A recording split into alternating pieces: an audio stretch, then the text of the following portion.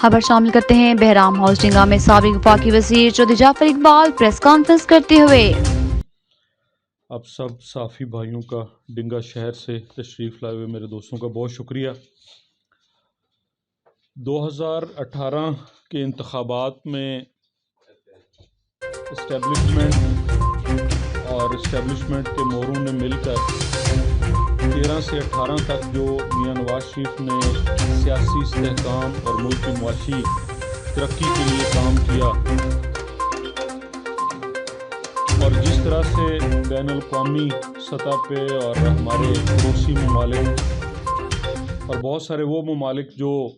سرمایہ کاری کاروباری نقطہ نظر سے پاکستان کے اندر اور پاکستان کے میجر پروجیکٹس میں کرنا چاہتے تھے، وہ سلسلہ چلا تو 18 کے انتخابات آنے تک عمران خان کی صورت میں ایک ایسے شخص کو پروان چڑھایا گیا اور ایسے اس کو سامنے لایا گیا ایک ہیرو اور نجات دہندہ اور تبدیلی کا نعرہ لگا کے، اور بہت سارے اس وقت کے D G I S P R on record, اس وقت بہت سارے لوگوں نے مثبت رپورٹنگ کا کسی نے کہا، کسی نے تبدیلی کا سال کہا، لیکن آج 4.5 سال بعد ملک اس نقطے پر پہنچا ہے اور 4 سال کے اندر عمران خان صاحب نہ تو اپنی کابینہ بنا سکے، نہ اپنے ان انتخابی نعروں کے اوپر عمل کر سکے اور نہ ہی ملک کو کسی بہتری کی جانب لے جا سکے۔ اور 4 سال بعد یہ معلوم ہوا کہ عمران خان صاحب اسٹیبلشمنٹ جن کے کندھے پہ بیٹھ کے آئے تھے ان کے ساتھ بھی لڑتے جھگڑتے رہے، سول بیوروکریٹس ان کے ساتھ بھی یہی رویہ رہا اور ملک کے اندر کاروبار کرنے والے لوگوں کو بھی کوئی مثبت سمت نہ دے سکے۔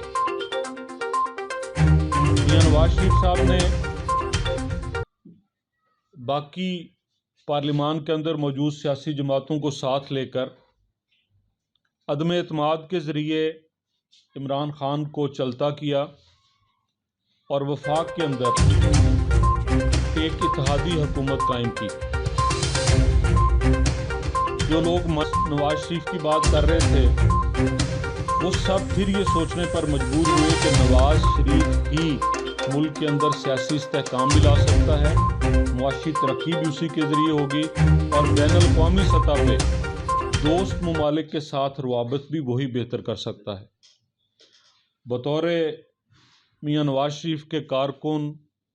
سابق ممبر پارلیمنٹ اور ان کی کابینہ کا حصہ ہونے کے ناطے میں بڑے اور ایک پاکستانی ہونے کے ناطے بڑے وثوق سے یہ کہہ سکتا ہوں کہ اگر 2018 کے انتخابات کو مینج نہ کیا جاتا، میاں نواز شریف کا راستہ روکا نہ جاتا اور جو عوام کی اصل رائے تھی اس کے اوپر عمل درآمد کیا جاتا تو آج پاکستان پائی پائی کا محتاج نہ ہوتا۔ آج اس لمحہ میں بہت سارے لوگ، خود عمران خان روز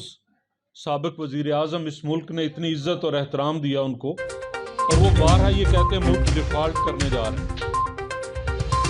کبھی کوئی اچھی خبر اور نوید عمران خان صاحب وزیر اعظم رہے تب بھی ان کی زبان سے نہیں اس قوم نے سنی، اور آج اپوزیشن لیڈر ہیں تو آج بھی کوئی ایسی چیز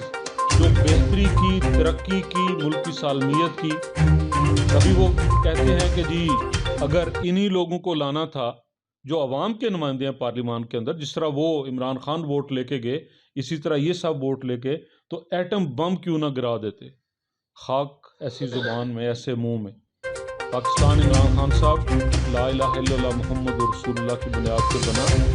اور اس پاکستان نے آپ کو عزت دی، آپ کو وقار دیا، ممبر قومی اسمبلی بھی بنایا اور وزیر اعظم بھی بنایا، اور آج اس ڈیفالٹ کی آپ باتیں کر رہے ہیں۔ میاں نواز شریف نے حکومت لینے سے آج دن تک، نومبر تک جو بہت اہم تعیناتی تھی اس تک کوئی ایک فیصلہ ایسا نہیں جو दोहराया हो जिसको बदला हो, दोहराना तो जिसको बदला हो, या जो कमज़ोर फैसला किया हो, IMF के साथ डील करना हो, बजट 2022-23 का पेश करना हो, बैनुल-अक़वामी सतह पे रवाबत की बेहतरी हो, या आर्मी चीफ की तैनाती जैसा मसला हो, किसी जगह भी आइन और कानून से ना हटे हैं, ना पाकिस्तानी वकार और पाकिस्तानी कौम का जो है वो ऐसा नहीं काम कोई किया या ऐसा फैसला नहीं किया जिससे सर शर्म से झुक जाएं, बल्कि फ़ख्र से सर बुलंद होंगे। इमरान खान साहब कल दोबारा इस्लामाबाद में इंतज़ार कर रहे हैं कि इमरान खान साहब ने मार्च लेकर आना था, और अब अगली बात कह दी कि जी मैं 17 को लाहौर में असम्बलियों का जो है वो फैसला सुनाऊंगा और करूंगा। इमरान खान साहब, आपके पास कोई असम्बली तोड़ने का कोई इख्तियार नहीं। दो अफराद के पास इख्तियार है, महमूद खान वज़ीर आला KP के और वज़ीर आला पंजाब परवेज़ लाई साहब, और दूसरी दो हुकूमतें आपकी हैं, उनका आप जिक्र नहीं करते कि आप वो असम्बलियाँ भी तोड़ेंगे, गिलगित बल्तिस्तान और कश्मीर की। इसकी वजह क्या है, इसे भी हम जानना चाहेंगे। और दोनों असम्बलियाँ जिनका वो कह रहे हैं, ना वज़राए आला इस बात पे मुत्तफ़िक हैं और ना ही सूबाई असम्बलियों के मेंबरान इस बात पे मुत्तफ़िक हैं। उन सब का ये कहना है कि हमने सियासी इस्तेहकाम मुल्क के अंदर लाना है और जो हमें मैंडेट मिला है वो हमने इस्तेमाल करना है। मैं भी इमरान खान साहब को ये चैलेंज करूँगा कि आप बतौर वज़ीर आज़म नाकाम हुए, आपके वज़राए आला नाकाम हुए, जलसे जुलूस बहुत आपने कर लिए। आज भी अगर आप कोई किरदार अदा करना चाहते हैं तो अपना मंशूर वाली किताब उठाइए, उस पर से जो गर्द पड़ चुकी है वो हटाइए, और इन चारों यूनिट्स के अंदर अपने उस नए पाकिस्तान का कोई एक काम और कारनामा करके दिखा दीजिए। और आज आप वजाहतें जिन चीज़ों की दे रहे हैं और उन केसेस का जिनके बारे में आप जो है वो घुमा फिरा के पेश करते हैं, और आम तौर पे ये कहा जाता है कि इमरान खान साहब ने इतने बड़े उनका फेम था और बहुत कुछ उन्होंने छोड़ा, यूरोप छोड़ा, बहुत सारी दौलत छोड़ी, और उनकी साबका अहलिया का नाम लेके कहा जाता है। लेकिन हमें तो ये मालूम है कि वज़ीर आज़म हाउस की गाड़ियाँ बेची, वज़ीर आज़म हाउस की भैंसें और कट्टे बच्चे बेचे, और फिर यहाँ तक कि दोस्त ममालिक के दिए हुए तोहफ़े भी सस्ते दामों खरीद के और मार्केट में महंगे दामों बेच के आपने वो भी इस कौम का जो है वो सर नीचा किया। तो मैं पाकिस्तानी कौम को, मियां नवाज शरीफ साहब की तरफ से पाकिस्तानी अवाम को, कि कोई बहरान नहीं आने जा रहा, कोई पेमेंट डिफ़ॉल्ट नहीं कर रही,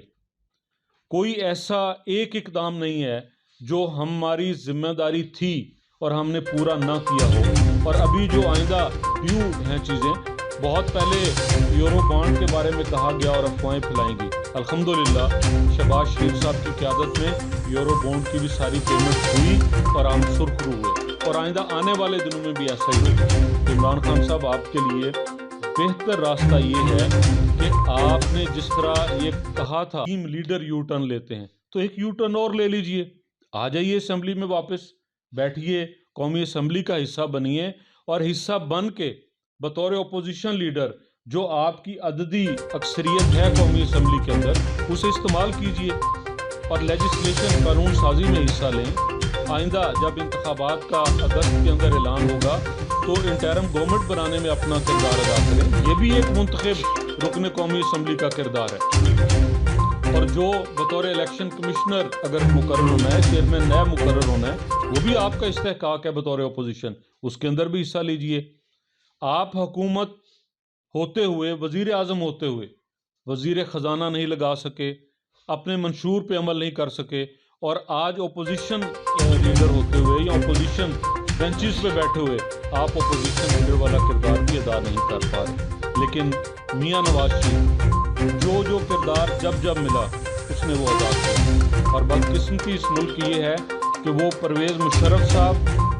मियां नवाज शरीफ से इक़्तिदार छीन के साल काबिज़ रहे, और फिर आकर सही सिमत में मियां नवाज शरीफ ने इस मुल्क को डाला। और 2018 के इंतखाबात में परवेज़ मुशर्रफ साहब की बाकियात